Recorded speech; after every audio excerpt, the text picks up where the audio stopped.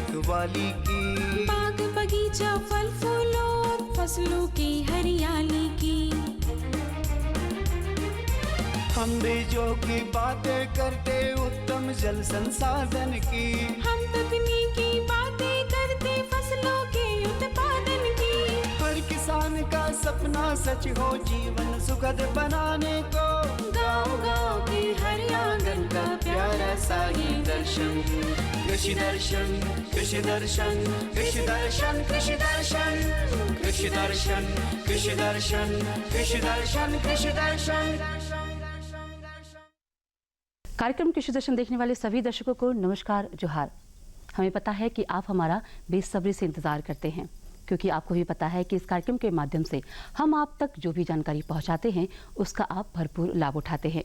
तो चलिए, आज के इस अंक में भी हम आपके लिए लेकर आए हैं वैसे ही विशेष जानकारी जो हम आपको देंगे, क्योंकि आप देख ही रहे हैं कि हमने कार्यक्रम की शुरुआत कर ली है। तो चलिए, हम आपको सबसे पहले दिखा देते हैं कृषि समाचार। नमस्कार, कृषि समाचार में आपका स्वागत है। मैं हूं अंशुशिखा लकड़ा। आइए देखते हैं आज कृषि समाचार में क्या है खास। खरीफ फसलों को सुखाड़ से बचाने के लिए वर्षा जल का करें संरक्षण।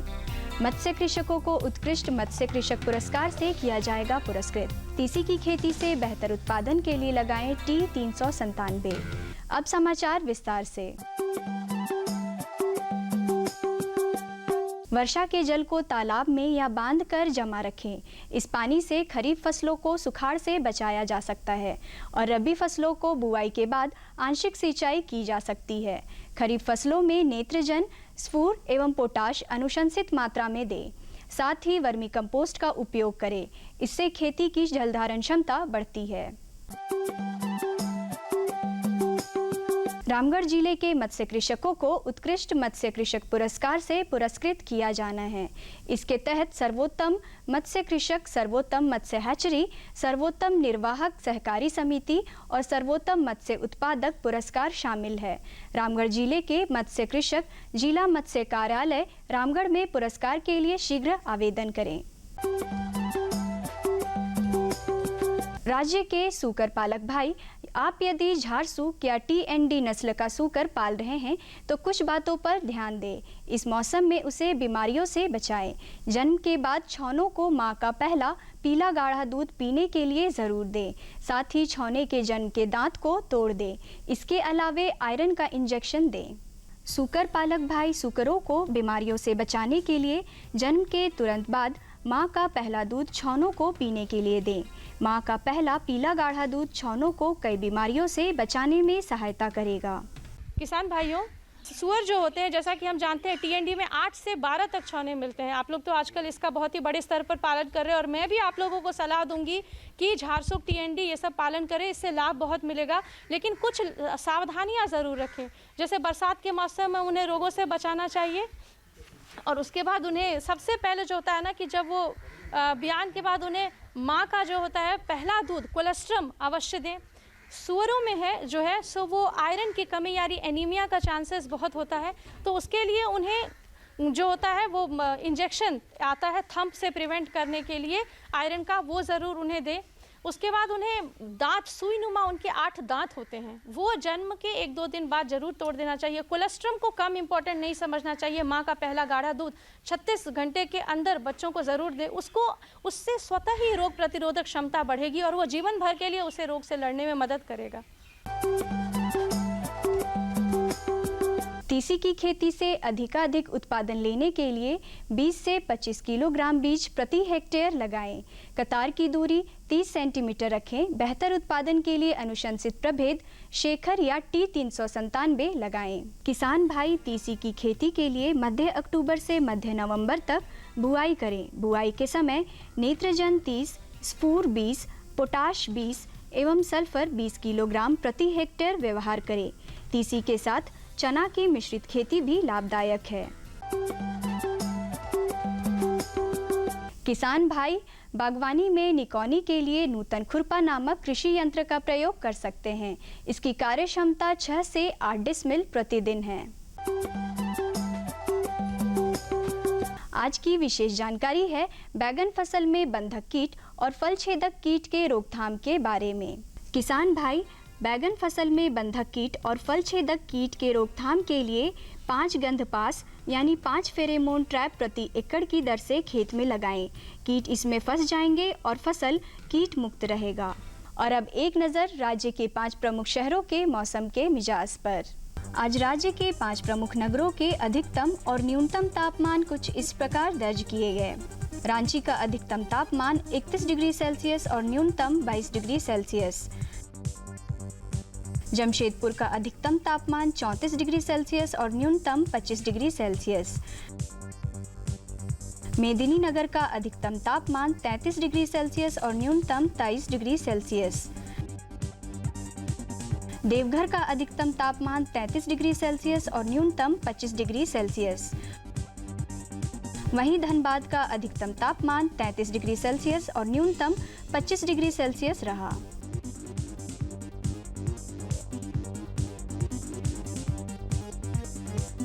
कृषि समाचार में आज इतना ही। अगले दिन अगले अंक में फिर मुलाकात होगी कुछ ताज़ा तरीन खबरों के साथ। तब तक के लिए दीजिए इजाज़त। नमस्कार, जोहार। तो किसान भाइयों, आप देख रहे थे कृषि समाचार, जिसमें आपने कृषि संबंधी ढेर सारी जानकारियां प्राप्त की। मौसम के मिजाज से लेकर मंडी के भाव के बारे में भी आपने जाना। किसान भाइयों, जानकारियां अभी और भी हैं जो हम आप तक पहुंचाएंगे, मगर उससे पहले लेंगे एक छोटा सा विराम।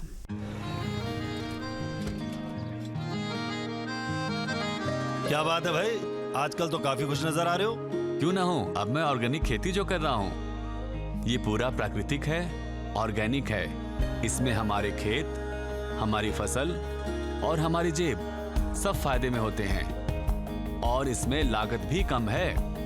जी हाँ, आप भी ऑर्गेनिक खाद का प्रयोग करें, अपनी फसल और मिट्टी को तंदुरुस्त बनाएं और आपकी आमदनी में इजाफा करें। अधिक जानकारी के लिए किसान call centre toll free number 1800-180-1551 पर कॉल करें और लॉग ऑन करें kisan.gov.in और farmer.gov.in। कृषि और किसान कल्याण मंत्रालय द्वारा किसान हित में जारी।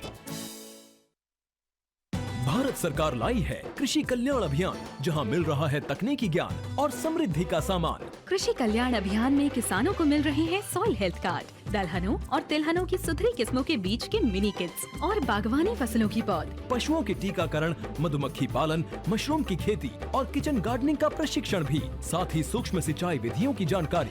देश के सभी आकांक्षी जिले और प्रत्येक जिले के 25 गाँवों में जोर शोर से चल रहा है कृषि कल्याण अभियान। 1 जून से 31 जुलाई 2018। कृषि कल्याण अभियान, समृद्ध किसान। किसान भाइयों, जैसे कि हम जानते हैं कि बीज एक अहम रोल निभाता है, यानी कि कृषि के क्षेत्र में। तो चलिए आज हम आपको इसी विषय पर देंगे तमाम जानकारियाँ। तो इसी विषय में आज हम आपको बताएंगे कि बीज की प्रसंस्करण किस प्रकार से करते हैं, उत्पादन कैसा होता है और भंडारण हम किस प्रकार से करेंगे और किन किन बातों का विशेष ध्यान रखना है। और इसी के लिए चलिए हम आपको सीधे ले चलते हैं स्टूडियो, जहां आपको मिलेगी ये तमाम जानकारी। धन्यवाद किरण। जीवंत फोन इन कार्यक्रम में आप सभी का बहुत बहुत स्वागत है। नमस्कार किसान भाइयों, बीज किसी भी खेती के लिए आधार है। बिना अच्छे बीज के हम खेती नहीं कर सकते हैं। साथ ही साथ बहुत सारे किसान ऐसे हैं जो बीज का उत्पादन करना चाहते हैं, प्रसंस्करण करना चाहते हैं। किसान किस तरह से बीज का उत्पादन करें, क्या संभावनाएं हैं, किस तरह से प्रसंस्करण कर सकते हैं, इन तमाम बातों पर आज हमारी चर्चा होगी। और आज हमारे साथ स्टूडियो में मौजूद हैं श्रीमती नेहा राजन, जो कि दिव्यांग कृषि विज्ञान केंद्र रांची में बतौर वैज्ञानिक कार्यरत हैं। मैडम, इस कार्यक्रम में आपका बहुत बहुत स्वागत है। नमस्कार। नमस्कार।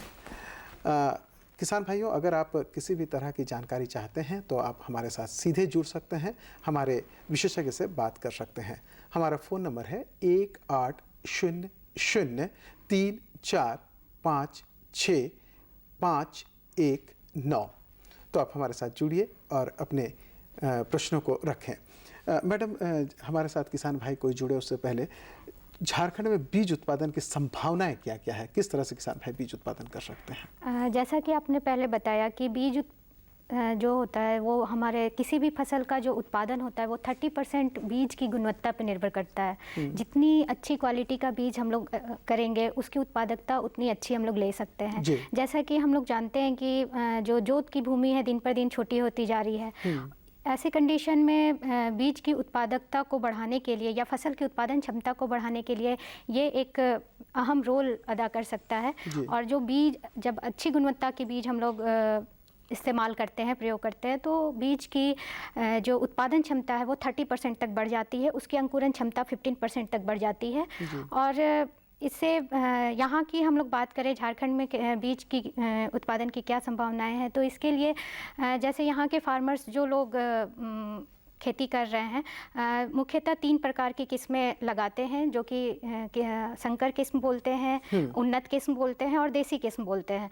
तो संकर किस्म का बीज उत्पादन की अलग विधि होती है और उन्नत किस्म के बीज उत्पादन की अलग विधि होती है। उन्नत किस्म का बीज उत्पादन किसान भाई आराम से कर सकते हैं, बहुत ही उसका आसान तरीका है। कुछ तकनीकियाँ हैं जिनका प्रयोग करके वो इस बीज उत्पादन कर सकते हैं। और इसके लिए किसान भाई को बीज का जो होता है वो आधार बीज या प्रमाणित बीज क्रय करना पड़ेगा। और ये जनरली मार्केट में अवेलेबल नहीं होता है। इसके लिए कृषि विज्ञान केंद्र, अपने ज़िले के कृषि विज्ञान केंद्र या बिरसा कृषि विश्वविद्यालय या फिर जो भारतीय बीज निगम है वहाँ से बीज को क्रय करना होगा। तो इसकी प्रक्रिया क्या है? पंजीकरण वगैरह कराना पड़ता है क्या? हाँ, बीज का उत्पादन 2 तरह से होता है, एक फॉर्मल और एक इनफॉर्मल ढंग से। जी, एक औपचारिक और एक अनौपचारिक ढंग से। तो जब हम लोग औपचारिक ढंग की बात करेंगे तो उसमें बीज का पंजीकरण जरूरी हो जाता है। जो किसान भाई बीज ग्राम या बीज के कार्यक्रम से जुड़ते हैं उसके लिए ये जरूरी है कि बीज का पंजीकरण कराएं। बिना पंजीकृत बीज वो सरकारी तौर पर नहीं बेच सकते हैं। तो ये बेचने के लिए, हाँ, विक्रय करने के लिए है। और जो कुछ ऐसे बीज होते हैं जिनका पंजीकरण कराना आवश्यकता नहीं होता है, तो वो सत्यापित बीज के नाम से जाने जाते हैं। और जब हम लोग प्रमाणित बीज बेचेंगे तो उसके लिए प्रमाणितकरण कराना बहुत ही आवश्यक होता है। इसके लिए जैसे अब खरीफ में हम लोग को फसल उत्पादन करना है, बीज उत्पादन करना है, धान का, मक्का का, मूंग का, उड़द का, तो इसके लिए पंजीकरण की एक तिथि होती है कि अगस्त का जो लास्ट तिथि होता है उस तक पंजीकरण कराएं। और ये पंजीकरण जो झारखंड के किसान भाई लोग हैं वो रांची में बीज प्रमाणीकरण विभाग है, कांके में कृषि भवन में, तो वहाँ पे वो पंजीकरण करा सकते हैं। और पंजीकरण कराने का शुल्क होता है 250 रुपये प्रति हेक्टेयर अगर स्वयं परागित फसलें हैं, और पर परागित फसलें हैं तो उसका शुल्क 300 रुपये प्रति हेक्टेयर की दर से जमा करना होता है। और इसके अलावा 50 रुपये शुल्क निरीक्षण शुल्क भी अदा करना पड़ता है। तो ये जो वो किसान भाई जाएंगे, इसके लिए कुछ अहर्ता है कि किस तरह से कराएं? कुछ उसके लिए कुछ और नियम हैं कि हम वहाँ पर गए, कोई भी किसान पंजीकृत करा सकता है? अभी क्या है कि इधर पिछले 2 वर्षों से बीज ग्राम कार्यक्रम चल रहे हैं। तो बीज ग्राम कार्यक्रम के अंतर्गत में किसान भाई अपना रजिस्ट्रेशन करा सकते हैं। इसमें है कि समूह के माध्यम से अपने गांव में एक समूह बनाकर और वो पंजीकरण कृषि विभाग में कराते हैं। लेकिन इसमें है कि अभी जो रूल नियम बन गया है वो है कि कृषि विज्ञान केंद्र के अनुशंसा के बाद ही कृषि विज्ञान केंद्र की अनुशंसा की अपने डिस्ट्रिक्ट जो भी जिले के रहने वाले हैं वहाँ पे कृषि विज्ञान केंद्र की अनुशंसा के बाद ही बीज का पंजीकरण आप करवा सकते हैं। तो बीज उत्पादन, आपने कई तरह के बीजों की बात की, उन्नत है, संकर है, तो ये तकनीक क्या है? बीज उत्पादन कैसे करें किसान भाई? बीज उत्पादन में सबसे मेन चीज़ क्या होता है कि बीज की गुणवत्ता हम लोग कैसे बरकरार रखें। फसल सभी लोग उत्पादन करते हैं, लेकिन बीज उत्पादन कैसे अलग है इससे, तो उसमें हम लोग देखते हैं कि आनुवांशिक शुद्धता, भौतिक शुद्धता, बीज की समानता, ये सारी चीज़ें होनी चाहिए। एक अच्छी बीज की गुणवत्ता के लिए ये सारे कैरेक्टर होने चाहिए। तो इसके लिए हम लोग अच्छे बीज का पहले चुनाव करते हैं, मतलब बीज वैसे स्थान से लेते हैं जो कि हमारा विश्वसनीय हो, विश्वसनीय स्रोत से बीज लेते हैं। और उसके लिए पहले भी हमने बताया कृषि विज्ञान केंद्र, यही हम पूछना चाह रहे हैं, जब आप विश्वसनीय स्रोत बता रही हैं तो कौन सा स्रोत होगा? इसके लिए कृषि विज्ञान केंद्र में बीज उत्पादन करते हैं, प्रजनक बीज से आधार बीज जो बनाते हैं, तो किसान भाई आधार बीज वहाँ से क्रय कर सकते हैं। इसके अलावा भारतीय बीज निगम है जो वहाँ से बीज क्रय कर सकते हैं। फिर बिरसा कृषि विश्वविद्यालय है, वहाँ से बीज क्रय किया जा सकता है। इसके अलावा जो हजारीबाग के आसपास के किसान हैं वहाँ पे धान अनुसंधान केंद्र है, तो धान का बीज वहाँ से क्रय कर सकते हैं। इस प्रकार पर ये सारी एजेंसियां हैं जो कि ये विभिन्न प्रकार की फसलों के आधार बीज और प्रमाणित बीज बिक्री करती हैं। तो ये जो बीज उत्पादन करते हैं किसान भाई, या ये तकनीक की जब हम बात करते हैं तो किन तकनीकों का अपनाना चाहिए ताकि वो मतलब अच्छा हो उत्पादन? तो बीज की गुणवत्ता को हम लोग जब बात करते हैं तो उसमें आनुवांशिक शुद्धता और भौतिक शुद्धता की बात करते हैं। आनुवांशिक शुद्धता होती है मतलब कि जो वेराइटी एक किस्म की है वो उसी किस्म के, उसमें किसी दूसरे किस्म का मिक्सचर ना हो, किसी किस्म का मिश्रण ना हो। तो उसके लिए ये जरूरी है कि आधार या प्रमाणित बीज का इस्तेमाल किया जाए। दूसरी चीज़ है कि जब हम लोग बीज लगाते हैं जब खेत में तो खेत की अच्छी से जुताई करके, और ये हम लोग खेत की जुताई करते समय ध्यान रखते हैं कि उसमें पिछले फसल का कोई बीज गिरा अवशेष ना रह जाए, हाँ, कोई बीज गिरा ना हो स्पेशली, जो वो बाद में जर्मिनेशन हो, अंकुरन हो और वो मिक्सचर का मिक्सचर का काम करे। तो इस चीज़ की हम लोग ध्यान रखते हैं, तो अच्छे से जुताई करते हैं। और इसके बाद दूसरा जो इसमें बात होता है, एक पृथकरण दूरी बोलते हैं कि जब हम लोग कोई किसान एक किस्म का उत्पादन कर रहा है, बीज उत्पादन कर रहा है, और वहीं पे दूसरे किसान दूसरे किस्म का बीज उत्पादन कर रहे हैं सेम फसल का, तो दोनों किस्मों के बीच में एक खास दूरी रखी है। हाँ, तो उसे पृथकरण दूरी बोलते हैं। ये हर फसल के लिए अलग अलग होती है।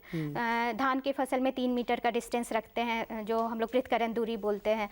या पृथकरण दूरी समय पृथकरण के माध्यम से भी हम लोग रख सकते हैं कि दूसरे किसान जैसे लगा रहे हैं आज के तिथि में, तो ये किसान जो बीज उत्पादन करने वाले हैं वो 1 हफ्ता बाद लगाएं या 1 हफ्ता पहले लगाएं, समय पृथकरण इसको बोलेंगे। और कुछ राज्यों में बैरियर पृथकरण का भी लोग प्रयोग करते हैं जिसमें अपना खेत को घेराव कर देते हैं, तो ताकि जो कीट या पक्षी अंकुरन का एक खेत से दूसरे खेत में प्रसारण करती है उसको रोक सकें। तो ये मुख्यतः आनुवांशिक शुद्धता के लिए किया जाता है, पृथकरण दूरी को मेंटेन करते हैं। इसके बाद एक और क्रिया होती है बीज में जो बहुत ही इम्पॉर्टेंट है, बहुत ही महत्वपूर्ण है, वो है रोगोइंग करना, अवांछनीय पौधों को निष्कासित करना।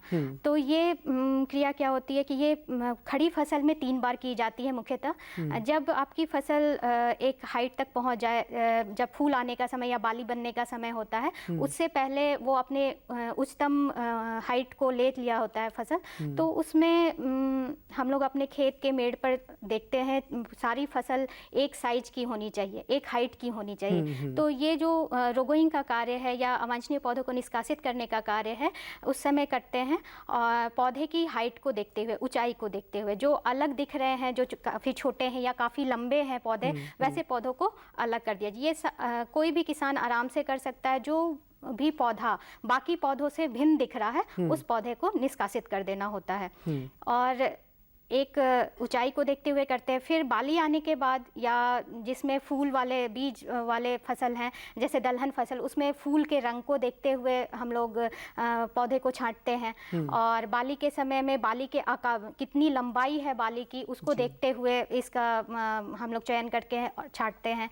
और जब तीसरा जो रोगोइंग का टाइम होता है वो है दाना भरने के बाद, यानी मैच्योरिटी स्टेज में, कि अगर कोई पौधा ऐसा है जो कि बहुत देर से पक के तैयार हो रहा है या कोई पौधा ऐसा है जो बहुत पहले पक के तैयार हो गए, परिपक्वता के आधार पर उसको हम लोग छांटते हैं। तो ये रोगोइंग करना भी बहुत ज़रूरी होता है ये शुद्धता के लिए, आनुवांशिक शुद्धता के लिए। ये सावधानियां किसान भाइयों को बिल्कुल ये अपनाना ही मतलब काफी अपना जरूरी है। हाँ, इसके बाद जो जहाँ पे भौतिक शुद्धता के लिए भी है, भौतिक शुद्धता के लिए भी है, लेकिन उसके पहले जहाँ पे बीज मिक्सचर होने की चांसेज होती हैं वो फिर एक समय आता है जब हम लोग कटाई करके उसको थ्रेशिंग फ्लोर पे ले आते हैं, जो जहाँ पे मड़ाई झड़ाई ये सब काम करते हैं। तो वहाँ पे किसान को देखना होता है, क्योंकि चूँकि गांव स्तर में सबके अलग अलग खलिहान नहीं होते हैं, अलग अलग थ्रेशिंग फ्लोर नहीं होते, तो वहाँ पे कई सारे किसान एक साथ करते हैं। तो जब बीज का फसल जो लोग लगाते हैं उसके लिए ये ध्यान रखें कि थ्रेशिंग फ्लोर अच्छे से अपना सफाई कर लें, खलिहान को अच्छे से सफाई करके वहाँ कोई भी दूसरा किस्म का बीज ना हो पहले से पड़ा हुआ, अच्छे से सफाई करके और उसके बाद बीज का अपना झड़ाई और आगे का कार्यक्रम करें। तो मैडम किन फसलों का किसान भाई ये कर सकते हैं उत्पादन? क्या सारे बीजों के लिए उत्पादन संभव है? बीज उत्पादन, कुछ फसलें ऐसी हैं जिनमें कि बीज उत्पादन काफ़ी मतलब कम बहुत आसानी तरीके से किया जा सकता है। जैसे आप धान का बात कर ले, धान का बीज उत्पादन बहुत, क्योंकि जो स्वयं परागित फसलें होती हैं उसमें हम लोग को मिश्रण का चांसेस बहुत कम होता है। तो इन किस्मों का अगर किसान भाई लोग उत्पादन करते हैं तो बहुत ज़्यादा इसमें प्रॉब्लम नहीं आएगी। लेकिन जब पर परागित फसलों का बीज उत्पादन किया जाता है तो उसमें थोड़ा ज़्यादा देख रेख की ज़रूरत होती है, ज़्यादा निरीक्षण की ज़रूरत होती है। तो ये आपने एक शब्द प्रयोग में लाया, निरीक्षण। तो ये निरीक्षण किस तरह से करते हैं? जैसे अगर हम लोग औपचारिक तरीके से बीज उत्पादन कर रहे हैं, पंजीकरण करा रहे हैं, तो उसमें निरीक्षण के लिए वहाँ से एक टीम आती है जहाँ से भी निरीक्षण बीज प्रमाणीकरण विभाग से इंस्पेक्टर होते, सीड इंस्पेक्टर जिनको बोलते, वो आके आपके फसल का निरीक्षण करती है। वो आके और ये निरीक्षण 3 बार करती है। यही प्लांट का जब उच्चतम हाइट हो जाए तब, और फूल जब बनने लगता है उस समय, और फूल आने के बाद।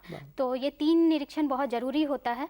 और ये आकर वो निरीक्षण करके ये देखती हैं कि किसी प्रकार का मिक्सचर है या ना है।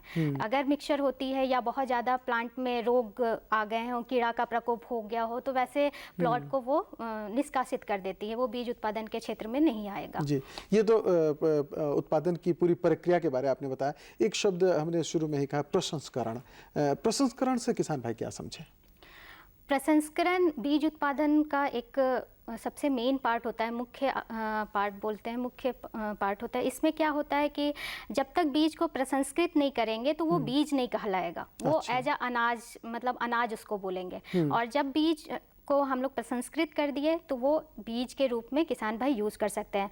प्रसंस्करण का मतलब ये है कि अच्छे बीजों को अलग करना, क्योंकि जब हम लोग कटाई करते हैं फसल की तो उसमें कई प्रकार की अशुद्धियाँ रहती हैं। बहुत सारे खाए हुए बीज होते हैं। फिर बहुत, जो आप भौतिक शुद्धता की बात कर रहे थे, तो भौतिक शुद्धता में यही कंकड़, पत्थर, भूसा, खरपतवार के बीज, ये सब अवशिष्ट बीज, ये सब आते हैं। तो ये सारी बीज मिक्सचर के रूप में रहती हैं। तो प्रसंस्करण करने से ये प्रसंस्करण का मेन जो रोल होता है वो भौतिक शुद्धता को मेंटेन करने के लिए होता है। उसी से हम लोग भौतिक शुद्धता बरकरार रख सकते हैं। ये प्रसंस्करण कहाँ कराएं किसान भाई?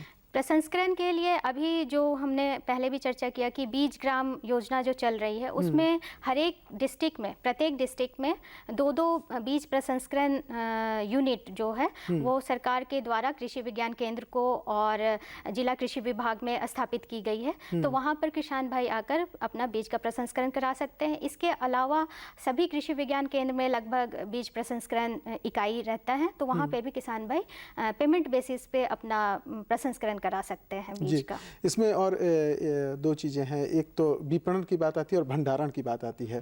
तो जैसे किसान भाई जो बीज उत्पादन है उसको भंडारण किस तरह से करेंगे या विपणन की क्या प्रक्रिया होगी? बीज उत्पादन के करने से किसान जब उसको नेक्स्ट जब सीजन आता है तभी बेच सकता है। तो बीज का जो समय होता है 6 से 8 महीने का, उसमें बीज का भंडारण बहुत ज़रूरी है कि अच्छे तरीके से किया जाए। बीज का भंडारण में 3 चीज़ें सबसे मुख्य हैं, प्रभावित करती हैं जो भंडारण को, वो है नमी, हवा और तापमान। ये तीनों चीज़ अगर हम लोग मेंटेन कर लेते हैं तो आपका बीज कभी खराब नहीं होगा। तो इसके लिए एक तो वैसे जगह पर हम लोग बीज भंडारण करें जहाँ की सीमेंटेड फ्लोर हो, और बीज कभी भी हम लोग नीचे ज़मीन पे डायरेक्ट नहीं रखते हैं, क्योंकि बीज की अपनी एक क्वालिटी होती है कि वो जो नमी है, पानी है, उसको बहुत जल्दी अवशोषित कर लेती है। तो इसके लिए ये बहुत ज़रूरी है कि बीज को ज़मीन से और दीवार से थोड़ा सा अलग करके रखा जाए। तो इसके लिए हम लोग लकड़ी के रैक का प्रयोग करते हैं, और गाँव में अगर करते हैं तो वो बाँस का टट्री का प्रयोग कर सकते हैं। और बीज का भंडार गृह बिल्कुल अलग होना चाहिए जी। ये बहुत जरूरी है। तो अनाज और ये बिल्कुल इसमें पृथक्करण होना चाहिए। और जैसे कि हम लोग के यहाँ पे, जैसे अब गांव स्तर पे बात करें तो भंडारण गृह अलग से नहीं होता है, लेकिन किसानों को ये एक अलग से भंडार गृह रखना चाहिए जो लोग बीज उत्पादन में आ रहे हैं। और इसके लिए वो ये जरूरी है कि वो रैट प्रूफ होना चाहिए, उसमें चूहा नहीं होना चाहिए, कीड़े नहीं आना चाहिए। समय समय पर उसका हम लोग प्रद्युमन करते हैं जिससे कि जो इन्फेक्शन होता है वो ना हो। तो ये सब चीज़ें देखी जाती है। और उसके अलावा भंडारगृह की ये विशेषता होनी चाहिए कि उसमें बहुत ज़्यादा हवा ना आ पाए, आना जाना, आर्द्रता बहुत ज़्यादा आर्द्रता ना हो पाए। ये सब चीज़ें हम लोग ध्यान रखते हैं जब भंडारण का चुनाव करते हैं, भंडारगृह का जब चुनाव करते हैं तो। और इसके बाद जब हम लोग बोड़े में या यहाँ पे जो मोरा बनता है परंपरागत तरीके से अगर भंडारण की बात करें तो मोरे में लोग करते हैं, बोड़े में भी करते हैं। तो बोड़े और आजकल कई तकनीक भी आ हाँ, गई कई हैं। तकनीक भी, और इम्प्रूव तकनीक की बात करें तो उसकी अभी चर्चा करेंगे। कंटेनर तो वगैरह हाँ, है। कंटेनर है, सीड बीन है, तो इन सब में हम लोग भंडारण कर सकते हैं। जहाँ तक बोड़े में भंडारण की बात होती है तो बोड़े भिंगा कर हाँ, ये उसको उबाल कर पहले उसे से रखना चाहिए, उपचारित बिल्कुल। कर और उसको अच्छे से सुखाकर तब बिल्कुल। उसमें बीज को रखें। बिल्कुल। और बीज को भी रखने से पहले बीज में अच्छे से सुखाना होगा। हाँ। बिल्कुल मैडम। किसान भाइयों, अगर आप बीज उत्पादन कर रहे हैं और प्रसंस्करण कर रहे हैं तो निश्चित रूप से आप इन तमाम बातों को ध्यान में रखें, आपको अच्छा इसका लाभ मिलेगा। मैडम, आप हमारे कार्यक्रम आए, इसके लिए आपका बहुत बहुत धन्यवाद। और किसान भाइयों, आपसे भी चाहेंगे इजाज़त। नमस्कार, जोहार।